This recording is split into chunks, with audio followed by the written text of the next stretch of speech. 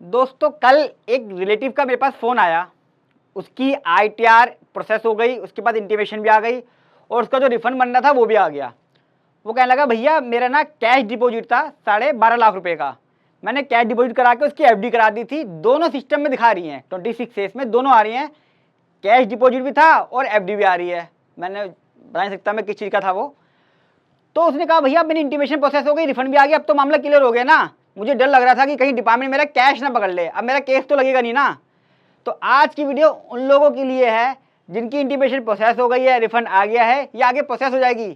क्या उसके बाद भी इनकम टैक्स केस लग सकता है?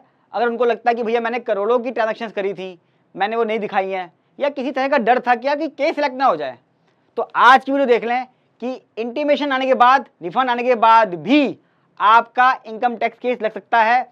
इनकम टैक्स का केस सिलेक्शन और इंटीमेशन रिफंड आना दोनों बिल्कुल अलग हैं, दोनों का कोई भी कंपैरिजन नहीं है। कैसे, समझ लीजिए। जो हमारा सीपीसी सिस्टम है दोस्तों, जब आईटीआर प्रोसेस होती है, मैंने इंटीमेशन भी डाल दी है, देख लेना। मैंने उसमें ये भी बताया है कि इंटीमेशन कैसे वेरीफाई करते हैं, चेक करते हैं, डिटेल में वीडियो है, डिस्क्रिप्शन बॉक्स में लिंक दे दिया है।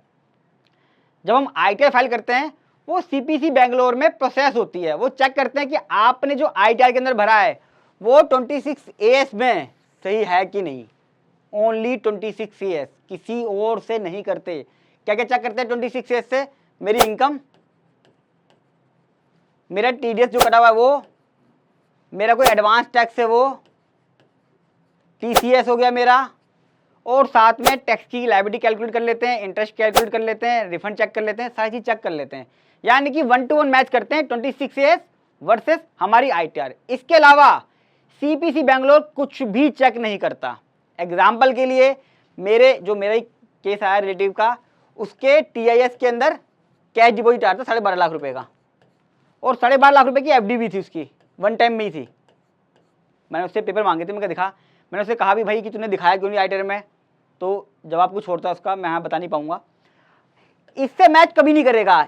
इसके लिए आपके पास जो एसएफटी में ट्रांजेक्शन हैं, हो सकता है आपने कोई प्रॉपर्टी सेल करी हो 1 करोड़ की, अगर उस पर टीडीएस नहीं कटा हुआ तो डिफेक्टिव नहीं आएगा, अगर टीडीएस कटा हुआ होगा तो डिफेक्टिव में आ जाएगा। हो सकता है आपने कोई 50 लाख की प्रॉपर्टी परचेज करी हो, कोई मतलब नहीं है। आपने कोई 50 लाख की प्रॉपर्टी सेल करी हो, अगर टीडीएस नहीं कटा हो तो, और वो एसएफटी में भी आ रही है, 26 एस में भी आ रही है, लेकिन टीडीएस नहीं कटा हुआ, तो आपको यहाँ पे वो वार्निंग नहीं देगा, आपके आईटीआर प्रोसेस कर देगा और आपको जो भी रिफंड होगा वो आपको दे देगा। किस लिए होता है 143(1) ओनली फॉर अर्थमेटिकल कैलकुलेशन, सिर्फ कैलकुलेशन है। Tax, interest, TDS, income, salary आ रही 12 लाख रुपए, आपने आईटीआर में 12 लाख ली, ठीक है। आपका एफडी का इंटरेस्ट आ रहा है 53,000 रुपए, आपने आईटीआर में 53,000 रुपए लिया हुआ, ये है। इवन अगर सेविंग का इंटरेस्ट आ रहा है टीआईएस के अंदर 1 लाख रुपए, मान लेता हूं मैं सेविंग का इंटरेस्ट, और आपने उसे आईटीआर में नहीं दिखाया, तब भी आपकी इंटीमेशन प्रोसेस हो जाएगी। क्यों? वो आपकी टीआईएस में दिख रहा है 1 लाख का सेविंग बैंक अकाउंट, आपका 26 एस में दिख रहा, तो आपकी क्या होगी, इंटीमेशन प्रोसेस और रिफंड आ जाएगा। अब सरकार का काम था यहाँ चेक करना कि इंटीमेशन को प्रोसेस कर दें और आपका जो रिफंड बनता है वो रिफंड दे दें। अगर कोई डिमांड है तो आपसे डिमांड ले लें ड्यू टू अर्थमेटिकल कैलकुलेशन। अब क्वेश्चन आता है जो मेरे वाला केस है रिलेटिव का, हालांकि मैं उसकी रिटर्न को रिवाइज करूंगा, से थोड़ा सा टाइम लगेगा कन्विंस करने में, क्योंकि टैक्स का मामला है, इसीलिए वो केस लगेगा तब मुझे परेशान करेगा वो, तो मैं पहले से इसकी तैयारी कर रहा हूँ, उसे कन्विंस कर रहा हूँ कि टैक्स जमा करा दे इस पर।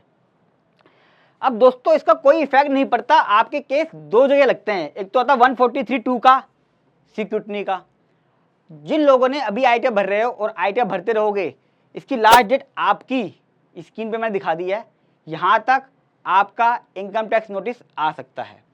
और 148 का केस भी आपका लग सकता है अगर आपका कैश डिपॉजिट है या आपका एफडी है या आपने कोई प्रॉपर्टी सेल करी है और आपने उसको आईटीआर में नहीं दिखाया है। आपके पास दिसंबर के बाद एक वार्निंग भी आती है, हर साल आती है, कि आपकी हाई वैल्यू ट्रांजैक्शंस हैं और आपने अपनी आईटीआर में उसे नहीं दिखाया, यानी कि टीआईएस से मैच करते हुए बनेंगे वो, टीआईएस और एआईएस से। अभी किससे मैच किया उन्होंने? 26 एस से। सिस्टम बना रखा सरकार ने कि 26 एस से मैच करके इंटीमेशन दे दो, और जब सारे लोग आईटीआर भर दें दिसंबर तक, दिसंबर के अंदर भेजना शुरू, क्योंकि दिसंबर लास्ट डेट होगी इसकी रिवाइज वगैरह की, तो दिसंबर में क्या करेंगे, वो सबको भेजेंगे कि आपके टीआईएस के अंदर हाई वैल्यू ट्रांजैक्शंस हैं जो आपकी ITR से मैच नहीं करती, कृपया अपनी ITR को रिवाइज कर ले, चेक कर ले, हर बार आता है तब ये चीज़ मैच होगी। इंटीमेशन का उससे कोई लिंक नहीं है। तो दोस्तों मुझे लगता है आपका कंसेप्ट बहुत क्लियर हो गया होगा। आपके अकाउंट के अंदर 2 करोड़ रुपए पड़े हुए थे बैंक डिपॉजिट्स के अंदर और आपने अपनी सी सैलरी दिखा दी 5 लाख रुपए की। आपकी आइटम प्रोसेस हो गई, आपका रिफंड था, रिफंड आ गया, या नो डिमांड नो रिफंड आ गया है। इसका मतलब ये नहीं है कि जो बैंक के अंदर ट्रांजेक्शन है आपकी ह्यूज, वो आपकी वेरीफाई हो गई हैं और अब इनकम टैक्स डिपार्टमेंट से आप बच चुके हो। 143(1) इंटीमेशन प्रोसेस जो है बिल्कुल अलग है और जो सिक्योरिटी के प्रोसेस है 148 का प्रोसेस है वो बिल्कुल अलग है। वीडियो कैसी लगी कमेंट बॉक्स में जरूर बताइएगा, कोई क्वेरी हो पूछ लीजिएगा और दोस्तों अच्छी लगे तो लाइक जरूर कीजिएगा, क्योंकि आपके लाइक करने से मुझे मोटिवेशन मिलता है और मैं अच्छी अच्छी वीडियो आप लोगों के लिए बनाता हूँ। फर्स्ट टाइम आ रहे हैं चैनल को सब्सक्राइब कर लें। इंडिया का इकलौता प्रैक्टिकल चैनल है जो आपको प्रैक्टिकल बातें बताता है, कोई गूगल ज्ञान नहीं। और जितना हो सके इस वीडियो को शेयर करें। कई सारे लोग ये कहते हैं कि आइटर प्रोसेस हो गई है, इंटीमेशन आ गई है, ये ऑर्डर है, अब आपके अकाउंट में जो कुछ भी था सब वाइट हो गया है, मेरे पास क्वेरी आती हैं। तो उनको बता दीजिएगा कि इंटीमेशन सिर्फ एक कैलकुलेशन प्रोसेस है, उसका केस सिक्योरिटी से या 148 से कोई भी 1% भी 0% भी लिंक नहीं है। जब मिलूंगा अगली वीडियो में, तब तक नमस्कार।